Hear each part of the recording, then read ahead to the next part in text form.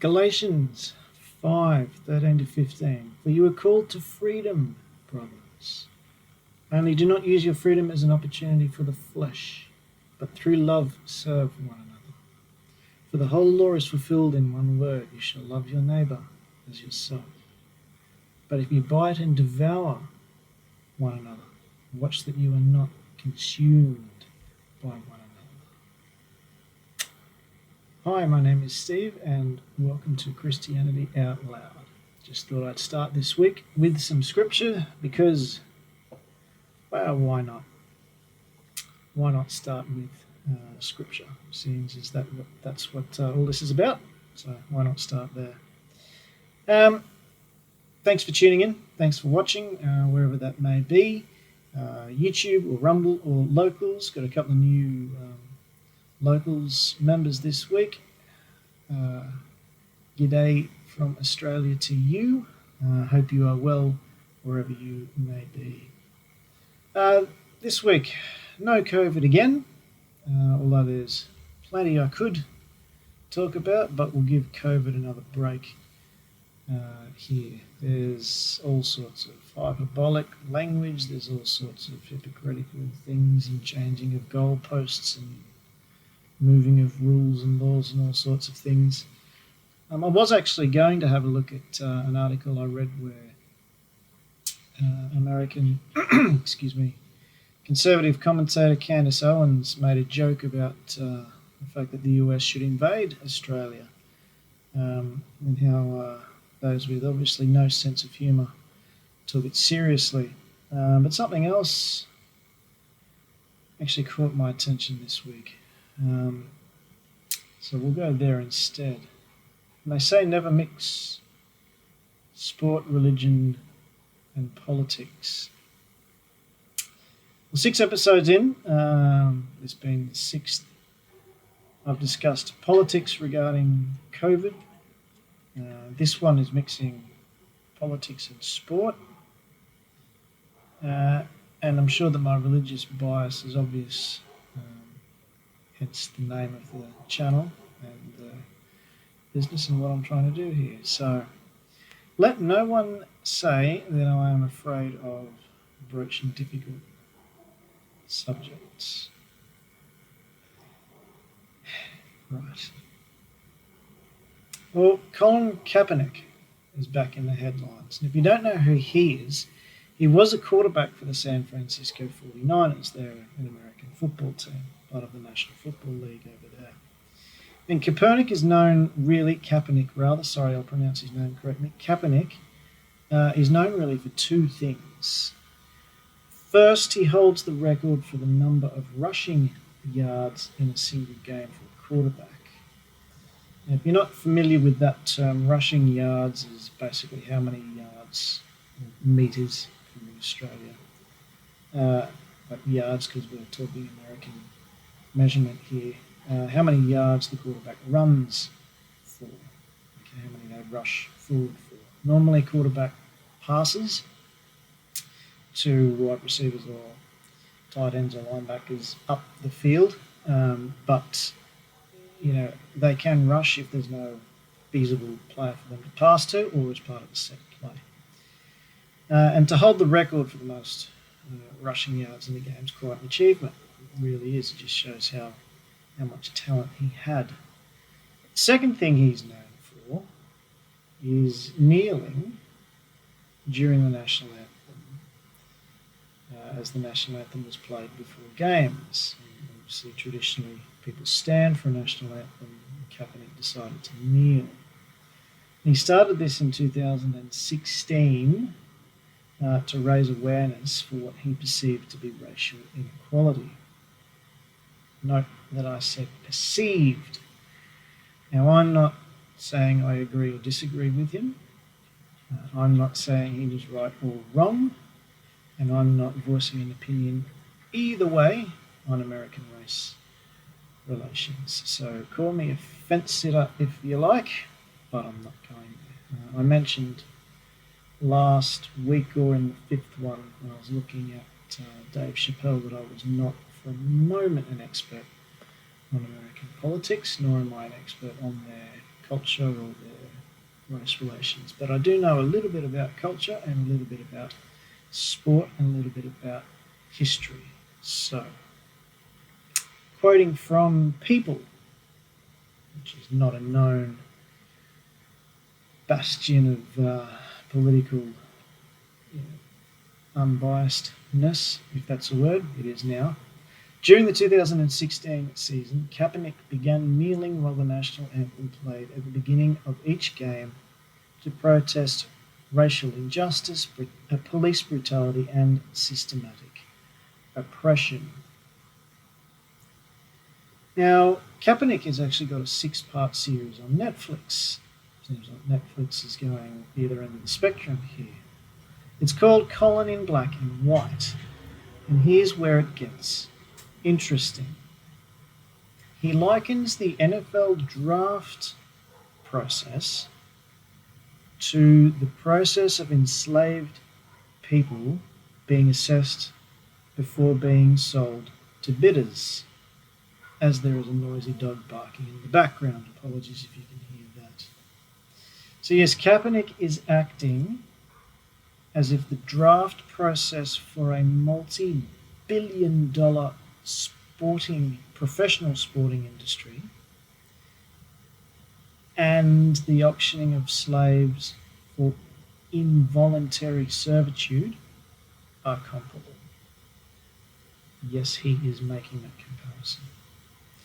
Kaepernick says, before they put you on the field, teams poke, prod, examine you, searching for any defect that might affect your performance. No boundary respect, no dignity left intact. And then that particular episode shows NFL players as part of the draft, portrayed by black actors, being moved from training into an auction scenario. Now, there are a few things that we need to be aware of here, and this didn't take that much to find with just a little bit of research. So, 3 points. Point number 1, Kaepernick's numbers during that combine process actually led to his NFL career.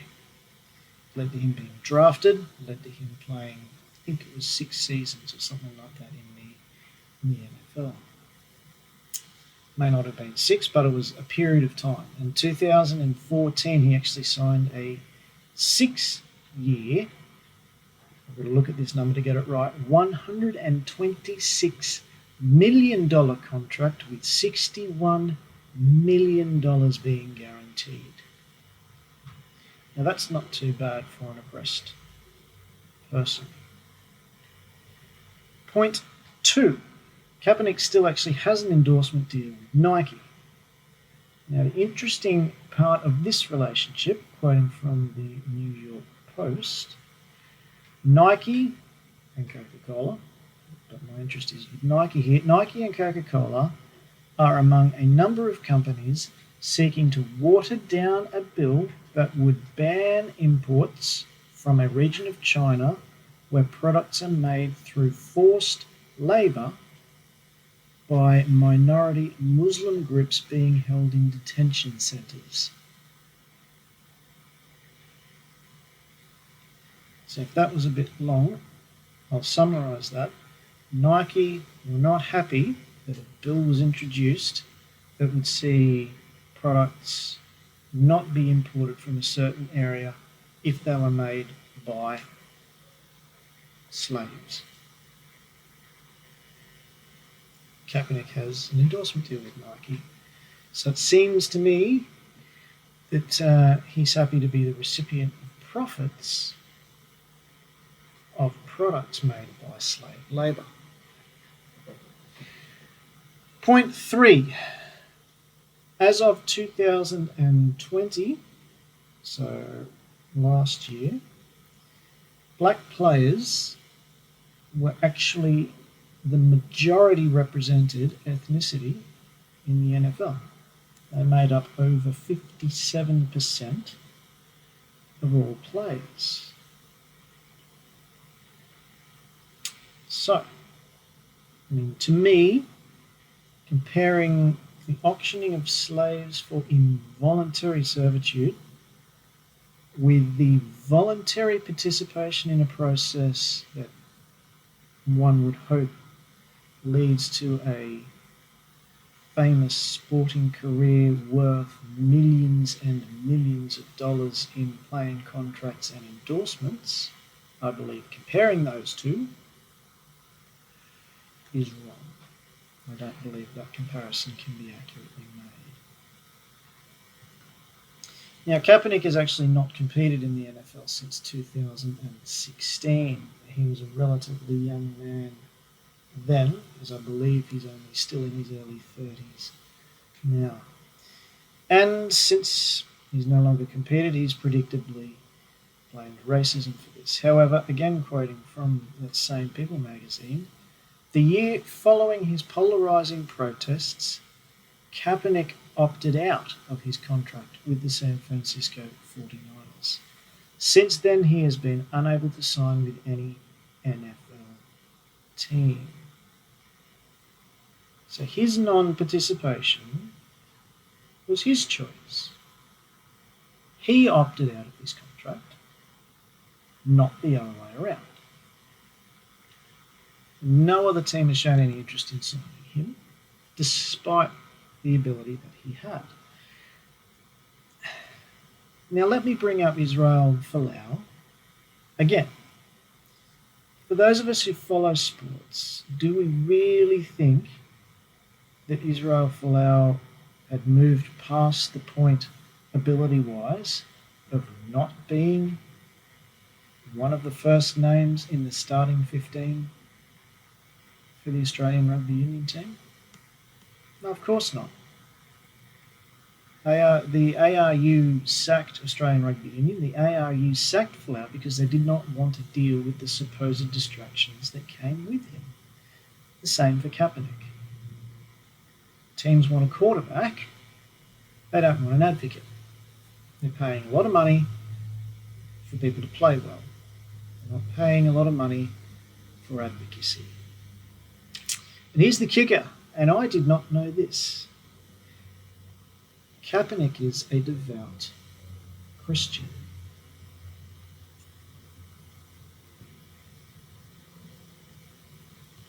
So what makes a devout Christian convey narratives that are, let's say at best, misguided, or at worst, an outright lie?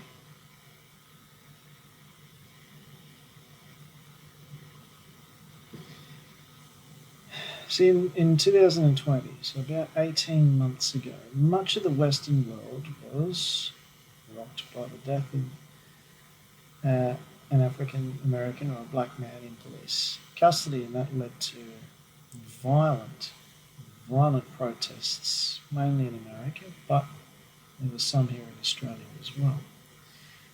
Now, despite the fact that this man was he had an extensive criminal record. He was high on multiple drugs. The training of the police officer and his actions arguably contributed to this man's death. Now, individuals in law enforcement should be held to a higher standard. You have no argument from me there. Christians should be held. We should hold ourselves to a higher standard. But it's wrong for those in, positions of pseudo-authority, so fame and following and renown, to instruct society on which narrative is actually correct. It is wrong, in my opinion, for Colin Kaepernick to label groups and long-established procedures that he benefited from as racist. Let's be honest, Kaepernick has the platform he has because of the NFL. If he didn't have the NFL, he would not have the platform.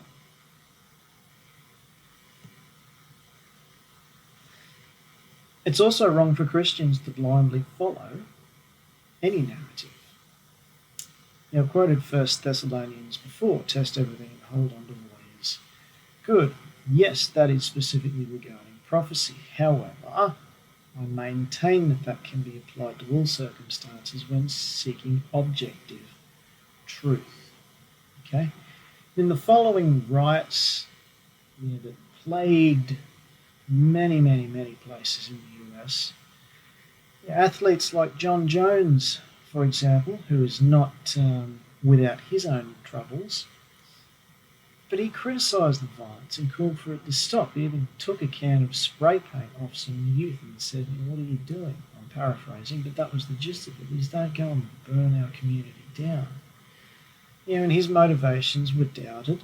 Of course, he's a black man. John Jones is a black man. So of course his motives were questioned by that community. And there was a recall election for governor in California recently, and again I know nothing about American politics, but I find it very rich when the Conservative candidate there, who again happened to be a black man, is called the black face of white supremacy by a certain liberal news publication. I mean, it's really... Now, the word racism is just another victim of postmodernism. Cue critical race theory as the solution. As with all postmodernism, critical race theory seeks division, reordering of social hierarchies, and views all interactions through the lens of race. That's what it does. Its underpinning idea is that a person's skin colour is the most important aspect of who they are, and it assumes that racism occurs in all scenarios, every scenario. Consider this for a minute. A black person and a white person enter a shop at the same time. Who does the shop owner serve first? Well, if the shop owner goes and serves the white customer first, that's because they believe white people are superior and black people are second-class citizens. If the shop owner goes and serves the black customer first, it's because they want the black person out of their shop as quickly as possible. Critical race theory.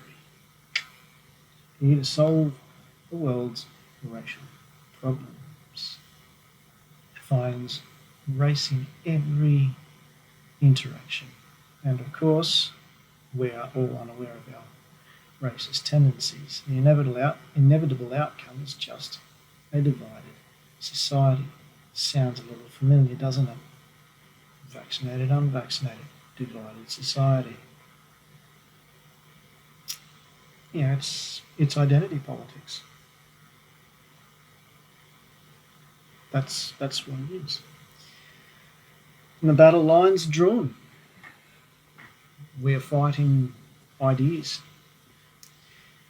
Violent protests, they're not new. The Occupy movements, Extinction Rebellion, other activist groups, first resort is often burn it all down.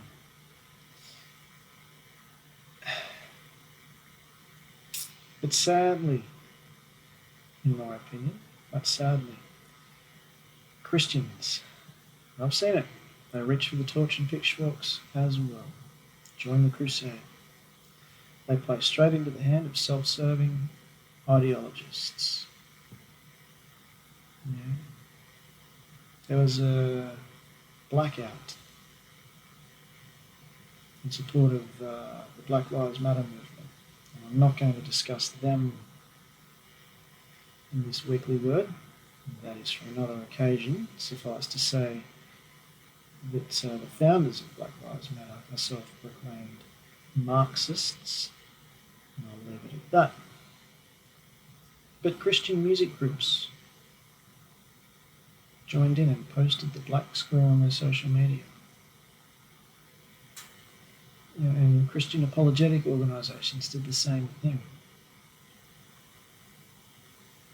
And I'm going, these people don't stand for social justice. They claim it, but they don't stand for it. Test everything. Hold on to what is true. In many churches now, you've got the diversity and inclusion on a website. You know, the Christian appears to be more concerned with appearing sympathetic than actually maintaining to unwavering biblical principles. You know, what's been overlooked, I think, by these faith-filled participants is that we've all been made in the image of God. All. That's a fairly encompassing word. All. We've all been made in the image of God. Therefore, it should not actually be a controversial statement to say that all lives matter. That should not be controversial, not to the Christian. But sitting uncomfortably alongside that is Romans. All have sinned and fallen short of the glory of God. So all have been made in the image of God, and all have sinned and fallen short of the glory of God. It's simultaneously wondrous, yet very humbling.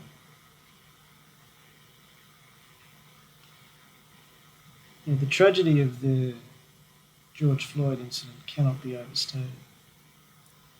Any actions that contributed to his death should receive the consequences that the law asserts. But what's the solution moving forward? Is it to continue dividing society along the lines of so-called social justice? Is division the answer? Is that the answer? Is it putting on a mask of pseudo-activism and publicly shaming those who refuse to follow any agenda-driven narratives? Yeah, the loudest message should be that no one deserves to be treated with any less dignity than their God-given value dictates. The response to any act is not gratuitous violence and destruction of property and disrespect to all authority. We are, as Christians, to submit to authority.